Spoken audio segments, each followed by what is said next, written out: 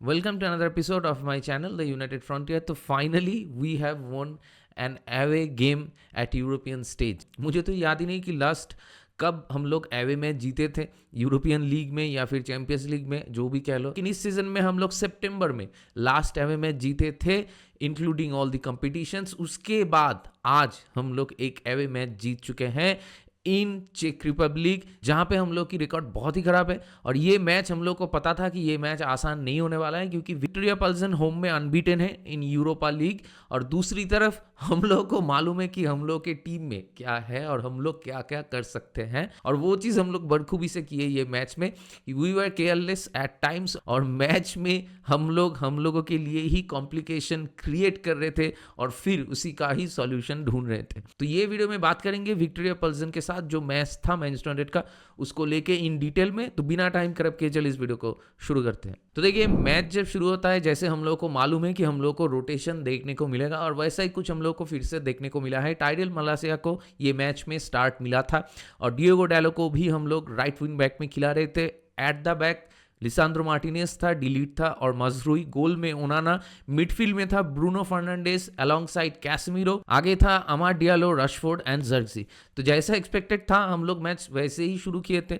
मतलब ये मैच एक ऐसा मैच है जहां पे majority of the match we were pathetic and we played awful, और उसी के साथ गलतियां भी कर रहे थे and we were extremely careless at times. तो फर्स्ट हाफ में विक्टोरिया पल्सन के पास ऐसा कुछ चांसेस नहीं था। मतलब 2-3 सेट पीसेस था जहां पे, या फिर एक क्रॉस था जहां पे हम लोग थोड़ा वल्नरेबल लग रहे। तो देखिए, ये तो एक इशू है हम लोग के टीम में। हम लोग को मालूम है कि रिसेंटली हम लोग सेट पीसेस में बहुत वल्नरेबल लग रहे हैं, और उसी के साथ जब क्रॉसेस भी अंदर आता है तब हम लोग थोड़ा बहुत शेकी लगते हैं। लेकिन ये मैच में कैसेमीरो स्टार्ट करता है, तो इसलिए हम लोग ये सिचुएशंस थोड़ा बहुत हैंडल कर लेते हैं, और उसी के साथ हम लोग बॉल पोजीशन मेंटेन करने की कोशिश करते हैं। एक चीज आप लोगों को मानना होगा कि रूबेन अमोरिम आने के बाद हम लोग का होल्डिंग प्ले थोड़ा बेहतर हुआ है, हम लोग बॉल में थोड़ा बेटर हुए हैं, और उसी के साथ बॉल पोजीशन मेंटेन करने में भी सक्सेसफुल रहते हैं, क्योंकि हम लोग की जो पासिंग एक्यूरेसी है वो थोड़ा बहुत इंक्रीज हुआ है। तो ये मैच में कुछ ऐसा ही होता है, हम लोग बॉल पोजीशन होल्ड करते हैं और उसके साथ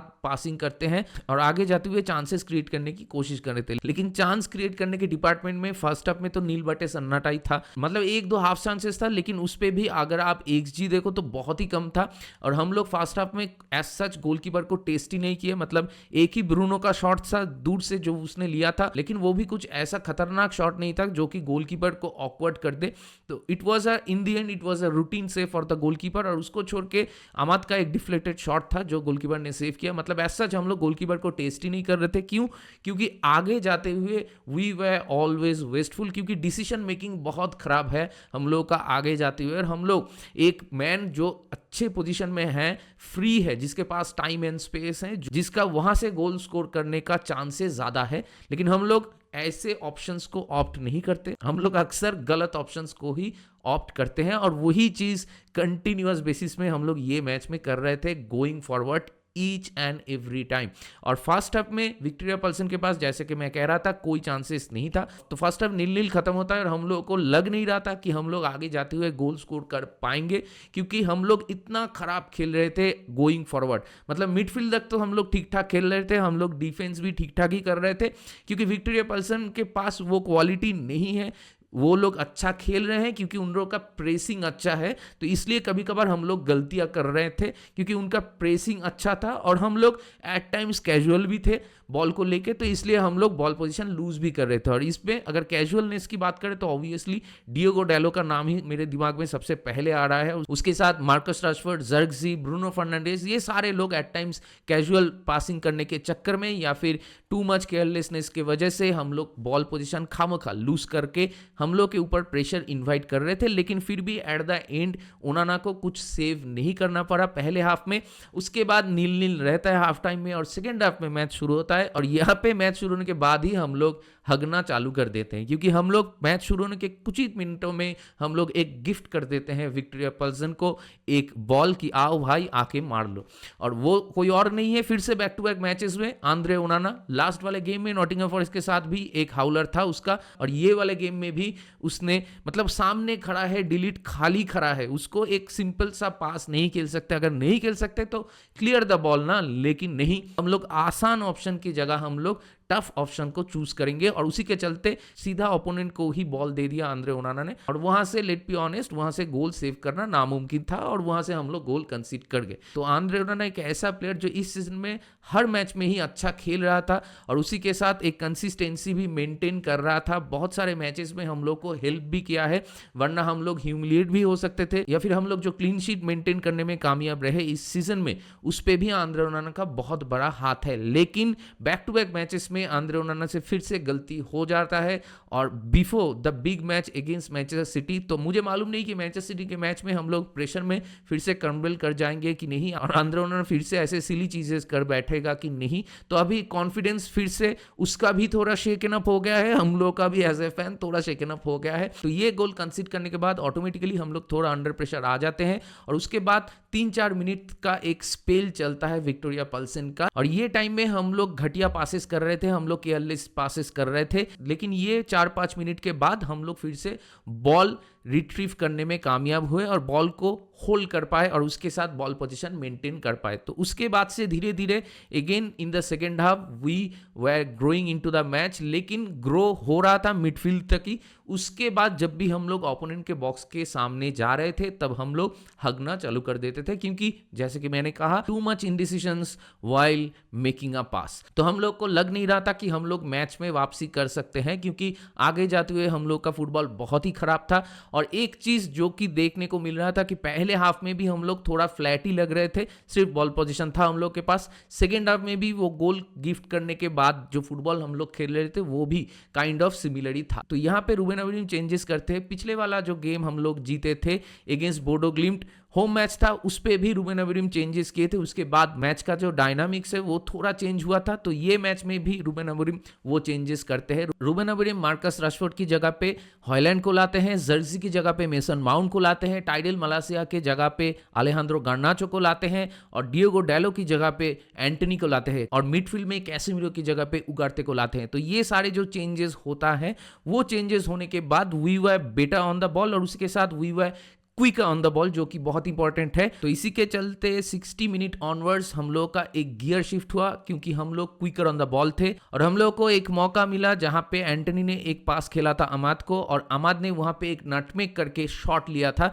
लेकिन गोलकीपर वो सेव कर दिया था और रिबाउंड में Højlund was at the right place at the right time और उसको ओपन नेट मिल जाता है। लेकिन फिर भी हॉयलैंड का टच वहां पे अच्छा था, तो हॉयलैंड का वो काइंड ऑफ एक सीटर होता है और हॉयलैंड उसको फिनिश कर देता है। हम लोग मैच पे वापसी करते हैं 62nd मिनट में, जहां पे स्कोर लाइन था 1-1। लेकिन उसके बाद भी हम लोग आगे जाते हुए इक्वली वेस्टफुल थे। हाँ, सामने जाते हुए अगर कोई 2 प्लेयर की मैं बात करूं जिनको देख के लग रहा था कि ये कुछ कर सकते हैं और एक्चुअली में they had a good game, वो है आपका अमाद और दूसरी तरफ है मेसन माउंट। मेसन माउंट आने के बाद से ही मेसन माउंट अच्छा था। मेसन माउंट के पास 2 अच्छे मौके भी थे जहां पे वो खुद 2 गोल स्कोर कर सकता था, लेकिन वहां पे दोनों ही टाइम पे वो फिनिश नहीं कर पाया। वो दोनों ही टाइम पे हम लोग का बिल्डअप प्ले अच्छा था।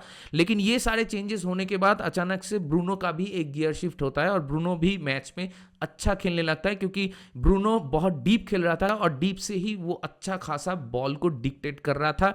और क्योंकि हम लोग बॉल पे टाइम लेके अच्छा डिसीजन मेक कर रहे थे through Bruno in the midfield और वहां पे उगाड़ते भी ब्रूनो को हेल्प कर रहा था टू विन एनी डुअल्स। और उसके बाद ब्रूनो जब आगे बॉल फिट कर रहा था तो there was Amad and there was Alejandro Garnacho, जो दोनों तरफ से कोशिश कर रहे थे। लेकिन अलेहांद्रो गार्नाचो का गेम उतना अच्छा नहीं था, तो मैच था 1-1। उसके बाद विक्टोरिया पल्सन के पास 2-3 चांसेस थे, हाफ चांसेस ही थे, लेकिन ओनाना को वो लोग ऐसा कुछ टेस्ट नहीं कर पाए और हम लोग सामने जाते हुए 2-3 अच्छे चांसेस क्रिएट कर चुके थे। मतलब ये एक ऐसा, मतलब मैं कह रहा हूं ना कि ये एक ऐसा मैच था जहां पे we were pathetic, we were shit, लेकिन फिर भी हम लोग ये match at the end of the day 5-1 या 6-1 जीत सकते थे। लेकिन सभी को मालूम है कि फुटबॉल में कुड हैव शुड हैव की की कोई जगह नहीं है, it is what it is. कोई चीज आपको एक्सेप्ट करना होगा, मुझे भी एक्सेप्ट करना होगा कि going forward we look mediocre in this match. और उसी के साथ हॉयलैंड के पास भी एक चांस आता है, एक सीटर जो ब्रूनो क्रिएट करता है, वहां पे Højlund should have done better, तो हम लोग 2-1 अप हो जाते उस टाइम पे। और उसके बाद मेसन माउंट का चांस आया, जहां पे मेसन माउंट सब कुछ ठीक ठाक किया लेकिन फिनिश ठीक नहीं कर पाया, तो इसी के चलते वहां पर भी एक इजी रूटीन सेव हो गया। उसके बाद कुछ वक्त के लिए हम लोग फिर से वो केयरलेसनेस वाला मोड पे चले गए थे और हम लोग का फिर से गियर डाउन हो गया था, हम लोग स्लो हो गए थे बॉल पे और उसके साथ भर के गलतियां कर रहे थे इन टर्म्स ऑफ पासिंग। तो ये तो बहुत अच्छा है कि ये मैच में Mathias de Ligt was brilliant और उसी के साथ एज यूजुअल मजरूई वाज ब्रिलियंट। तो ये दोनों बहुत अच्छा थे, ये दोनों इंटायर मैच में अच्छी तरीके से डिफेंड किए और दूसरे लोगों की गलती में जो मेस क्रिएट हो रहा था वहां से ये दोनों ही हम लोग को हेल्प कर रहा था to recover from that situation. और उसके बाद हम लोग को एक सेट पीस मिल जाता है, तो सेट पीस से हम लोग एक गोल स्कोर कर देते हैं थ्रू हॉयलैंड। वहां पे it was a typical number 9 finish और वहां पे I must say that it was a intelligent ball from Bruno to Hojlund और वहां पे हॉयलैंड बॉल को रिसीव करके एक टर्न लेके फिनिश कर देता है। तो हम लोग को मैच में समहाउ 2-1 का लीड मिल जाता है। हम लोग मैच पे सच कुछ खास नहीं खेल रहे थे, लेकिन फिर भी विक्टोरिया पल्सन के पास कोई क्वालिटी प्लेयर्स नहीं है कंपेयर्ड विथ अस, क्योंकि उन लोग की अगर आप टीम की एंटायर वैल्यूएशन देखो तो वो हम लोगों से बहुत बहुत नीचे, लेकिन फिर भी हम लोग का फुटबॉल उनसे भी घटिया था एट टाइम्स, क्योंकि वो लोग अच्छा खासा प्रेसिंग कर रहे थे और हम लोग प्रेसिंग के नाम पे कुछ भी नहीं कर पा रहे थे जब वो लोग हम लोग के ऊपर चढ़ने की कोशिश कर रहा था। और उसके बाद जब स्टॉपेज टाइम में मैच चला जाता है तो वहां पे आई मास से 5 मिनट का स्टॉपेज टाइम था, लेकिन वहां पे 5 मिनट पे हम लोग के पास 3 बिग अपॉर्चुनिटीज था जहां पे हम लोग तीनों के तीनों गोल मार सकते थे। हम लोग के पास 3 चांसेस था to kill that game off. Each time हम लोग गलत ऑप्शन चूज कर रहे थे and each time we were wasteful.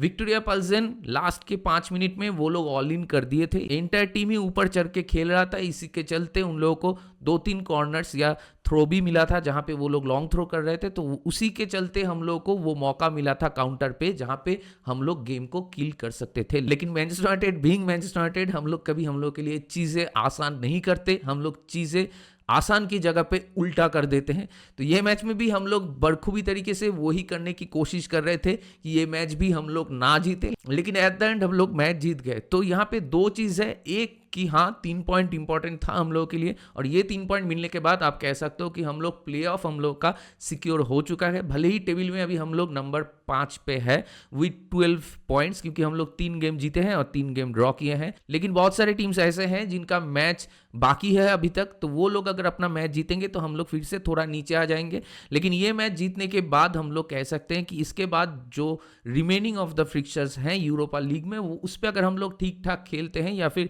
Results निकालने में कामयाब रहते हैं तो हम लोग top half of the table में, मतलब टॉप 8 में फिनिश कर सकते हैं। लेकिन अगर मैच की बात करो, ओवरऑल अगर मैच की बात करो तो we were not good enough, and अगर ऐसा परफॉर्मेंस रहा सिटी के अगेंस्ट में तो भाई प्रॉब्लम है, क्योंकि पता है जो न्यूट्रल फैंस है ना उनके लिए लगेगा कि ये जो मैनचेस्टर डर्बी होने वाला है this is the most difficult fixture to predict, क्योंकि दोनों ही टीम का फॉर्म खराब चल रहा है, दोनों ही टीम खराब खेल रहे हैं, तो उन लोगों के लिए ये डिटरमाइन करना बहुत ही मुश्किल हो रहा है कि ये दोनों टीम में से कौन से टीम और भी खराब है। और ये चीज बहुत फैसिनेटिंग भी है, क्योंकि आप लोग सोच के देखिए कि 1 साल पहले अगर ये मैनचेस्टर डर्बी हो रहा होता तो हम लोग क्या ऐसे क्वेश्चन करते कि दोनों टीम में से कौन सी टीम ज्यादा घटिया। मतलब मैनचेस्टर सिटी इस सीजन में इतना ही खराब खेल रहे हैं कि ये मैच शुरू होने से पहले हम लोग को, मतलब किसी ने नहीं सोचा था कि ऐसा भी हम लोग को देखने को मिलेगा बिफोर अ मैनचेस्टर डर्बी। लोग ये समझ नहीं पा रहे हैं कि कौन सा टीम ज्यादा खराब है। तो मैं उन लोगों को एज ए यूनाइटेड फैन, मैं उन लोगों का ये कंफ्यूजन दूर कर देता हूं। मैं ये चीज आप लोगों से कहना चाहता हूं कि देखिए ये दोनों जो टीम है Manchester city and Manchester United, हम बहुत ज्यादा खराब है। हम लोग विक्टोरिया पल्सन के साथ जो मैच बहुत कंफर्टेबली जीत सकते थे, वो मैच में हम लोग जैसे खेले वैसा अगर हम लोग मैनचेस्टर सिटी के अगेंस्ट में इथिहाद स्टेडियम में जाके खेलेंगे ना, तो मैनचेस्टर सिटी ये खराब फॉर्म में चलते हुए भी हम लोग को एकदम ही पेल देगा। और ये फैक्ट है, क्योंकि मैनचेस्टर सिटी के अगर आप इंडिविजुअल लेवल पे ब्रिलियंस देखोगे तो वो बॉल में बेहतर है, उनके पास इनफ इंडिविजुअल ब्रिलियंस है, इनफ इंडिविजुअल क्वालिटी है, जिनके दम पे वो मैच जीत सकते हैं हम लोगों के अगेंस्ट में। क्योंकि एक क्लच मोमेंट ही तो प्रोड्यूस करना है मैच पे, और वहां से अगर वो लोग एक बार गोल मार देते हैं तो हम लोग उसके बाद भी उनको मौका देंगे गोल मारने का, बीइंग मैनचेस्टर यूनाइटेड। तो इसीलिए मैनचेस्टर डर्बी को लेके जो कंफ्यूजन लोगों के बीच है कि कौन ज्यादा खराब है, उस पर ज्यादा सोचने की कोई जरूरत नहीं है। हम लोग ही ऑब्वियसली बहुत ज्यादा खराब है। हम लोग की टीम की अभी जो सिचुएशन है वो मैनचेस्टर सिटी के टीम के सिचुएशन के साथ अगर कंपेयर करें तो obviously Manchester City are still miles ahead of us. तो मैनचेस्टर सिटी अगर चाहे तो मैनचेस्टर सिटी हम लोग के साथ ये मैच बहुत ही आसानी से जीत सकते हैं। और हम लोग अगर ऐसे गोल गिफ्टिंग करते रहे, हम लोग अगर ऐसे केयरलेसनेस मेंटेन करते रहे मैच पे तो और क्या ही कहे। तो देखते हैं वो मैच में क्या होता है। और ये मैच को लेके भी उतना ज्यादा और बातें करने की कोई जगह नहीं है। Højlund eight the and scored a brace, और उसी के साथ मेसन माउंट के पास भी मौका था। अगर सीरियस नोट पे बात करें तो Dalot and Mazraoui was our best player out there. उसी के साथ इसके बाद मैं Bruno, Mount and Hojlund and Amad को भी चूज करूंगा। एंटनी भी ठीक ठाक ही था, गार्नाचो उतना अच्छा नहीं था, मार्कस रशफोर्ड भी सो उतना अच्छा नहीं था। उगारते जब आया उसके बाद ठीक ठाक ही खेला। Casemiro also had a decent game, लेकिन आगे जाते हुए डिसीजन इतना खराब था हम लोगों का। आगे जाते हुए हम लोग हमेशा ही गलत कर रहे थे, वो आपका ब्रूनो हो या आमाद हो, राशफोर्ड हो, हॉयलैंड हो, जर्गजी हो, कोई भी हो। तो ये सारी चीज़ें आगे जाते हुए डिसीजन मेकिंग जब तक सही नहीं होगा, जब तक हम लोग कॉन्फिडेंटली आगे नहीं खेलेंगे with a little bit of composure, उसके साथ quicker on the ball, movement quick होना पड़ेगा, नहीं तो गोल स्कोर करना ऐसे ही हम लोग के लिए मुश्किल होता रहेगा। तो देखते हैं मैनचेस्टर डर्बी में क्या होता है। दो टीम आमने सामने होगा जिनका फॉर्म खराब चल रहा है, जो खराब खेल भी रहे हैं। तो देखते हैं उस दिन कौन सी टीम ज्यादा खराब खेलता है। चांसेस तो हाई है कि वो टीम हम लोग ही होंगे। तो देखते हैं, only time will tell what will happen. तो ये मैच को लेके विक्टोरिया प्लेजेंट के साथ हम लोग जो एवे मैच जीते उसको लेके आप लोगों का क्या मानना है मेरे साथ जरूर शेयर कीजिए। और going into the Manchester derby आप लोगों का क्या राय है, कि आप लोगों को लगता है कि हम लोग कुछ कर सकते हैं ऐसे खेल के मैनचेस्टर सिटी के साथ, तो मुझे जरूर बताइए कमेंट करके। तो दैट बीइंग सेड, चलिए इस वीडियो को यहीं पर अप करते हैं। अगर आप मेरे चैनल में नए हो तो मुझे जरूर सब्सक्राइब कीजिए, इस वीडियो को लाइक कीजिए और शेयर कीजिए अपने दोस्तों के बीच, जान पहचान वालों के बीच जिनको ऐसे वीडियोस देखना पसंद है। तो बहुत जल्दी मिलेंगे अगले वाले वीडियो में, तब तक ख्याल रखिए अपना, take care, goodbye, glory glory Manchester United and keep the red flag high.